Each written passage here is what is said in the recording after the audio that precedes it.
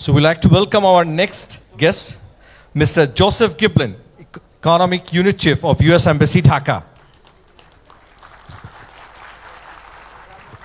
ওনাকে ফুল দিয়ে বরণ করা হবে।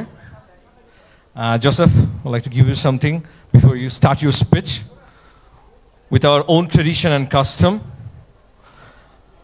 একটু ফুল নিয়ে আসা হোক এবং উত্তরী নিয়ে আসা হোক।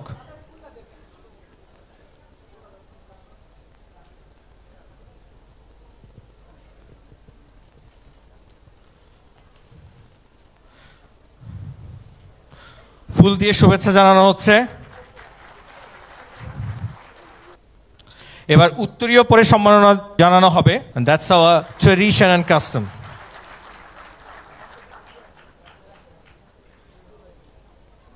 Thank you, Joe.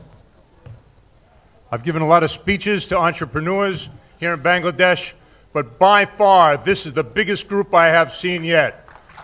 Wonderful, wonderful. Everyone knows, or maybe you don't, I'll mention now, entrepreneurship is the lifeblood of any economy. In my work in the US Embassy in economics, I have seen many countries come and go dependent completely on their entrepreneurs for their futures. In many ways, entrepreneurship is simply the business side of innovation. For a business venture to succeed, it must innovate to stand out from its competitors. It cannot simply do what everyone else is already doing. Whether it is a more effective production method, a less expensive source for a product line, or to completely have a new product no one has ever seen before. Your business must innovate in some way to succeed.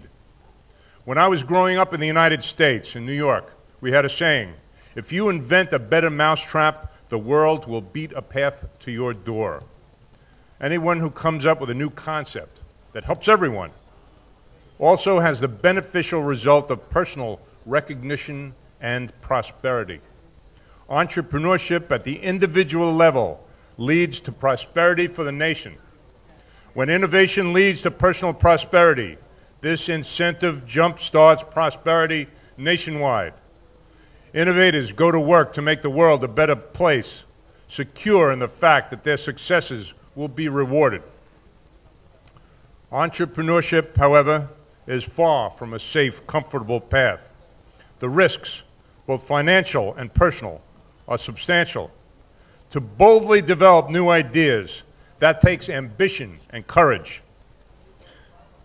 I would like to think that as I look at this incredible group of entrepreneurs, not just here, but in the other room, watching us on the screen, I may be seeing the next Steve Jobs, Bill Gates, Ray Kroc, or Walt Disney, building a new company that can change the world as we know it. Many kinds of innovation, however, many think of innovation, however, in terms of huge steps forward, like the invention of the electric light bulb, the airplane, or the hovercraft.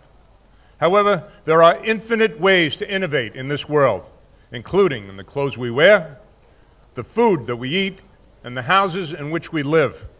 Innovation can help us in literally every aspect of our lives. An ecosystem of innovation begins a cycle of prosperity. Each new idea which creates profit for its inventor also profits us all by introducing efficiencies, big and small, to our lives. One obvious example is the invention of the internet. We also collectively benefit economically. US company Microsoft, for example, employs about 120,000 people in the United States alone, and another 100,000 worldwide. Although innovation creates employment, consumers also get the best products for the best prices through the wonderful innovations that spring forth from competition. It is no accident Microsoft began in the United States. Oracle, Dell, Intel, Apple, Meta, Amazon, all could have gone anywhere in the world but chose to stay in the United States for the ecosystem of innovation as well as a legal framework protecting their inventions. This framework ensured that these companies could profit from the market edge that comes from successful innovation. In the United States, we reward successful new ideas with patent, copyright, and trademark protections. We call those ideas intellectual property and provide the owners of those ideas with legal rights to protect that property. It is not just for rich people. Anyone can come up with something new. Anyone in this room.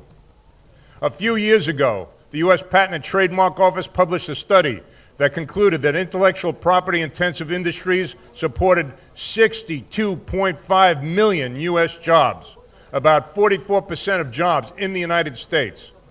We have a population less than double that of Bangladesh, but an economy about 50 times as large. One of the primary secrets to America's success is intellectual property.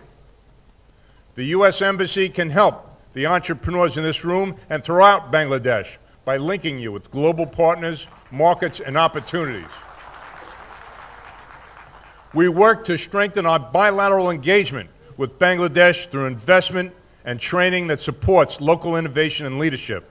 We periodically have entrepreneurship programs, including for women entrepreneurs, and I ask that you let me know if there's any way that I can help you. I want to make sure you are included in the entrepreneurship information stream going forward, including activities we may sponsor in the future. I brought business cards. I thank those in the government of Bangladesh for recognizing how important entrepreneurship is to the future of Bangladesh, and I applaud those that are here today.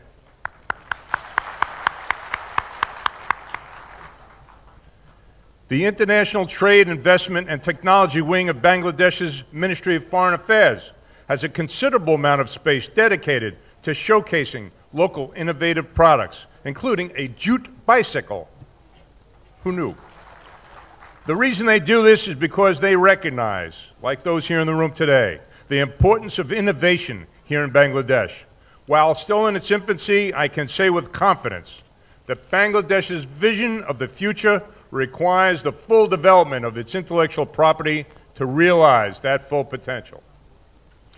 I can go on and on about intellectual property, but I want to take a moment to say a few things directly to the entrepreneurs in this room. There will be obstacles. Take strength from them.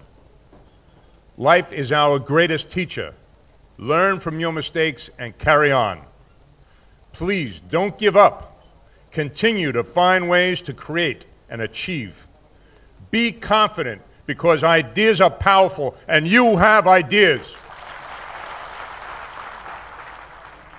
Keep your eyes on the task at hand and your contributions cannot be denied. In a word, succeed. Your country needs you. Good luck and thank you very much. It's a recognition from our foundation to Mr. Joseph. Give a big hand for him.